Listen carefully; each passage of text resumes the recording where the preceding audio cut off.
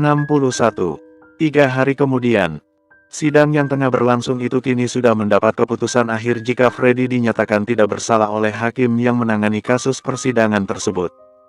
Tidak adanya tindakan kekerasan serta Freddy lah yang menyelamatkan Ivanka dari kasus penculikan sebenarnya membuat Freddy dinyatakan tidak bersalah.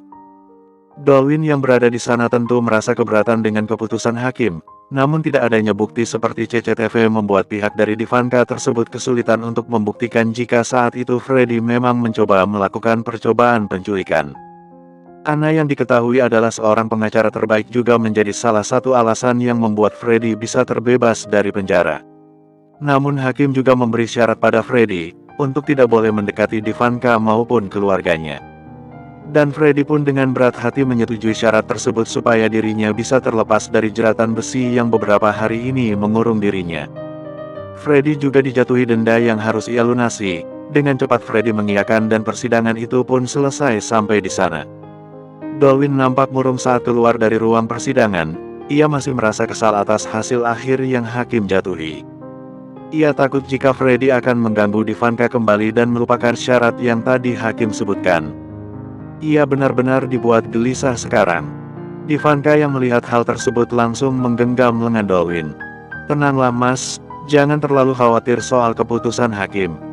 Yakinlah jika itu yang terbaik untuk kita. Lagi pula Freddy sudah berjanji untuk tidak berurusan lagi denganku," ujar Ivanka mencoba menenangkan Dolwyn. "Tapi bagaimana jika dia tidak menempati janjinya? Bagaimana jika dia mengganggumu lagi?" tutur Dolwyn cemas. Ivanka tersenyum dan mengelus lengan sang suami. "Selagi ada dirimu aku tidak pernah takut soal itu. Kemanapun aku pergi mas pasti akan menemukanku. Dan aku akan tetap aman selagi bersamamu," ucap Ivanka dengan yakin. Dolwyn menatap manik Ivanka yang menyipit akibat senyuman, lantas ia pun mengangguk dan membenarkan perkataan Ivanka. Hatinya merasa sedikit lega, walaupun masih jauh dari kata tenang.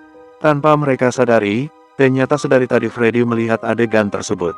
Hatinya terasa dicabik-cabik melihat kemesraan mereka. Mungkin memang selama ini ia salah telah menganggap kedua manusia tersebut tidak saling mencintai. Buktinya Dolwyn dan Ivanka sama-sama takut kehilangan. Perlakuan mereka pun persis seperti kedua orang yang saling mencintai. Ia terlalu terobsesi oleh Ivanka sampai harus mencoba memisahkan kedua insan yang terlihat berbahagia itu. Freddy tersenyum getir. Setelah semua ini ia lalui, lantas apa yang harus ia lakukan sekarang? Ia bagaikan tak punya lagi tujuan untuk hidup, keluarga pun ia tak punya.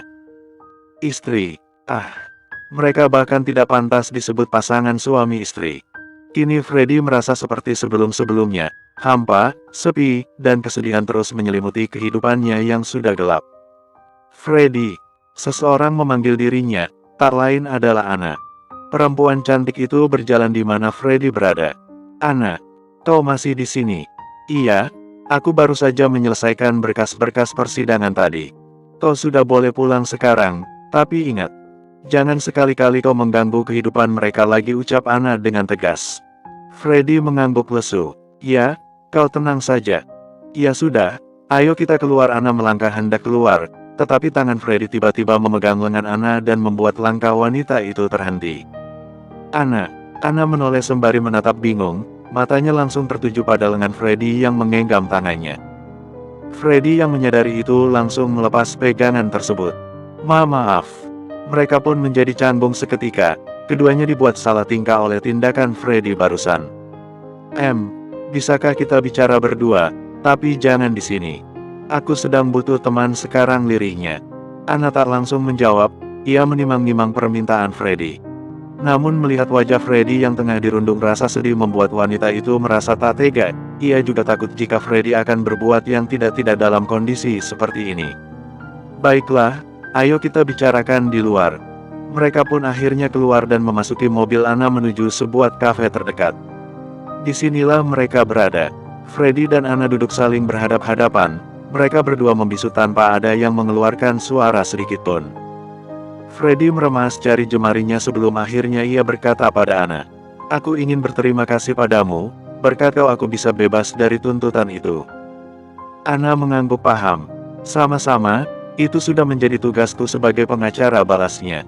Mereka pun terdiam kembali. Aku juga minta maaf," lanjut Freddy. membuat Ana mengernyitkan alisnya tak mengerti. Minta maaf. Untuk apa? Freddy terdiam sejenak, ia memberanikan diri menatap wajah Ana. Lalu berkata kembali, maaf karena aku membatalkan pertunangan kita. Dek, Ana nampak menegang, rasa sakit yang ia tahan-tahan kini muncul kembali. Jantungnya berdebar tak karuan, sebisa mungkin ia tetap tersenyum di hadapan pria ini. Tidak perlu minta maaf, itu sudah lama sekali. Lagi pula itu hanya perjodohan antara orang tuaku dan mendiang orang tuamu. Wajar jika kau membatalkannya, kita memang tidak saling mencintai, tutur Ana.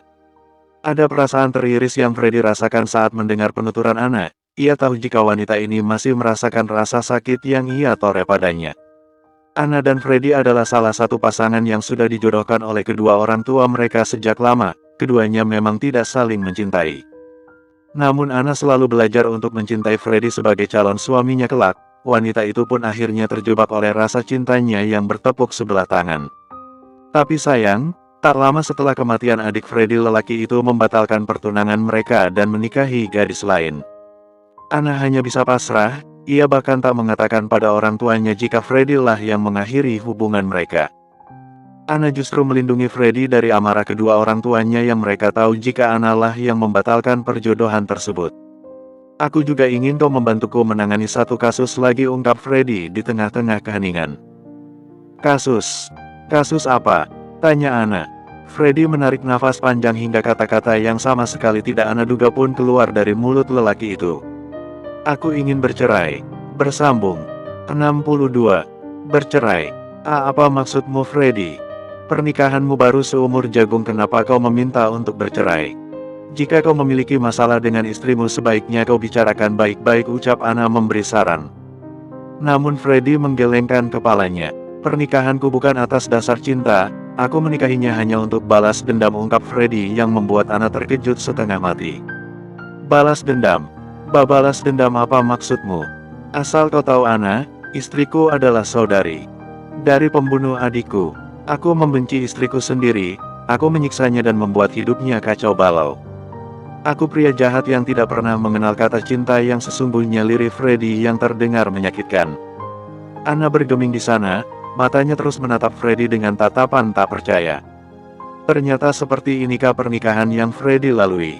Kau menikahinya hanya untuk menyiksanya. Freddy diam tak kuasa untuk menjawab. Kau gila, Freddy. Lagi-lagi Freddy hanya bisa diam membisu mendapat bentakan dari Ana. Freddy akui memang ia sudah dibutakan oleh rasa dendam yang membuat hatinya gelap. Aku tidak percaya kau melakukan ini, Freddy. Dulu kau tidak seperti ini. Aku yang dulu berbeda dengan aku yang sekarang, Ana. Aku ingin mereka merasakan bagaimana rasanya jadi aku, adikku satu-satunya yang kumiliki, pergi dengan cara yang tragis. Kini aku sendirian. Aku selalu berharap untuk menyusul keluargaku setelah aku puas menyiksanya, jelas Freddy bercerita sembari menundukkan kepalanya. Tatapan Ana melemah.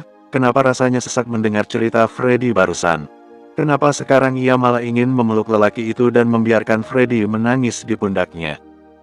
Apa kau selalu merasa sendirian? Tanya Ana.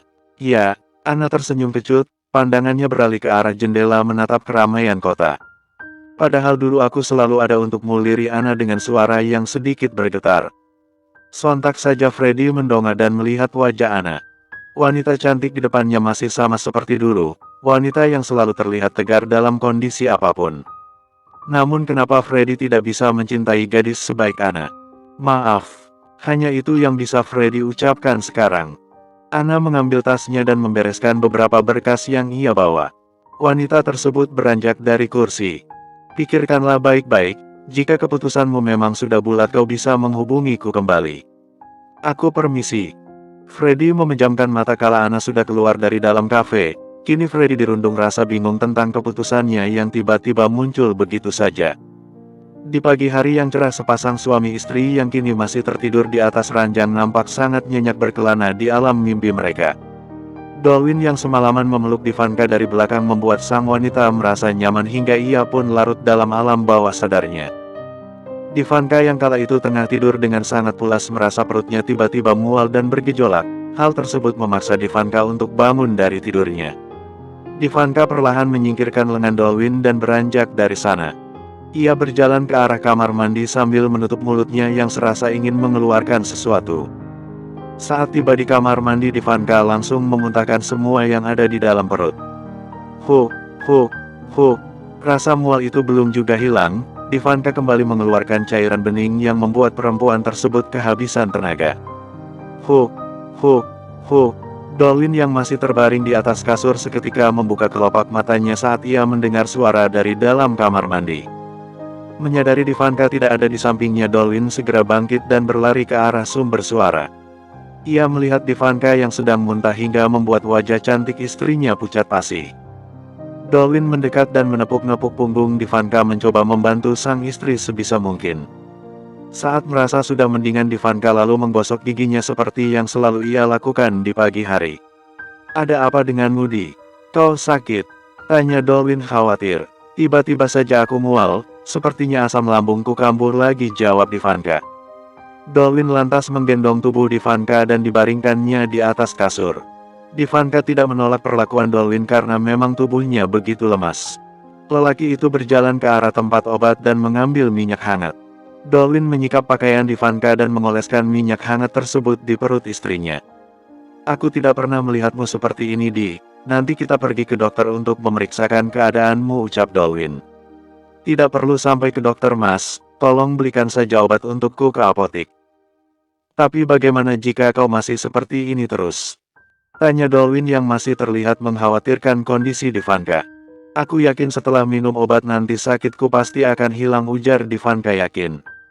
Dengan berat hati, Dolin pun akhirnya membiarkan Ivanka untuk tidak pergi ke dokter. Ia pun bangun dari duduknya dan bersiap untuk membeli obat. "Aku akan ke apotik sekarang, jika ada apa-apa segera hubungi aku." "Iya, Mas, terima kasih," jawab Ivanka lemas. Dolin lalu keluar dari sana dan menaiki mobilnya. Sepanjang perjalanan ia hanya memikirkan keadaan Ivanka yang tidak seperti biasanya. Dengan cepat Dolin mengemudikan mobil itu agar segera sampai di tempat tujuan. 5 menit kemudian, Dolin yang sudah berada di apotik lantas keluar dari dalam mobil dan masuk ke dalam bangunan tersebut. Di sana petugas apotik langsung menyapa Dolin. "Selamat pagi, Pak, ada yang bisa dibantu?" tanyanya ramah.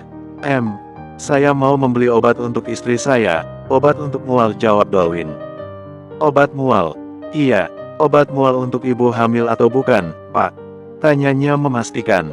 Seketika Dolin terdiam mendapat pertanyaan seperti itu. Ia bingung harus menjawab apa. Setahunya Ivanka tidak hamil, tapi bagaimana jika...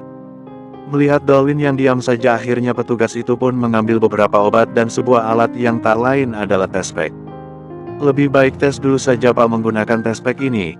Nanti jika sudah ada hasilnya baru bisa diberi obat yang sesuai." "Saya akan berikan kedua obatnya saja ya, Pak," ujar wanita berambut pendek itu. Oh, iya, baiklah. Ini ya, Pak, ini obat mual untuk ibu hamilnya dan ini obat mual biasa. Dan ini tespeknya juga, totalnya jadi 100.000. Dolin lalu membayar biaya obat tersebut dan pulang ke rumah. Kini pikiran dipenuhi oleh pertanyaan apakah Ivanka hamil atau tidak. Jantungnya mendadak berdebar tak karuan. Entah kenapa Dolin merasa sedikit yakin jika istrinya tersebut tengah mengandung seorang bayi. Jika memang benar Ivanka hamil, maka ia akan menjadi sosok ayah dan impian untuk memberi kedua orangnya cucu akan terwujud. Tanpa Dolin sadari, ia terus tersenyum sampai mobil itu berhenti di pekarangan rumah. Bersambung 63.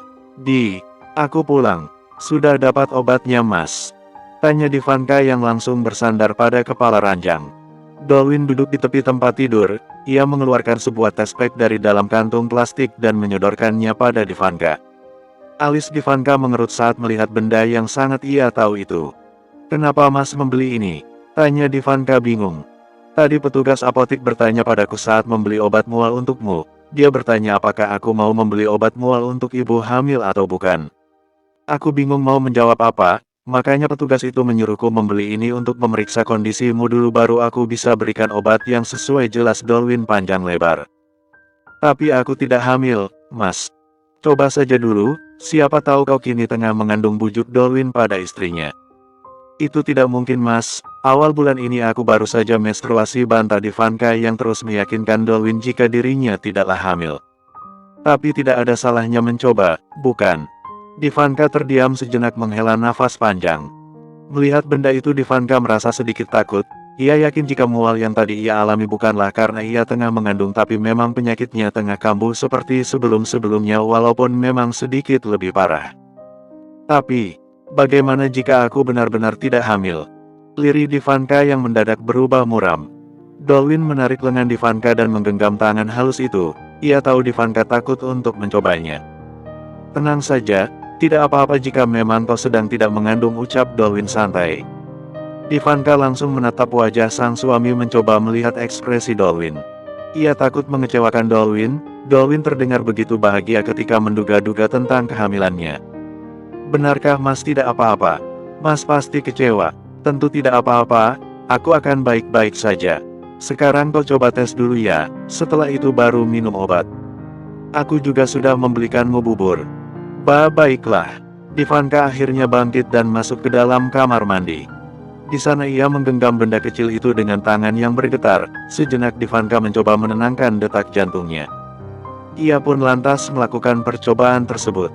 Tubuh Ivanka semakin gemetar, jari-jarinya saling meremas kuat-kuat seraya berdoa agar diberikan hasil yang terbaik.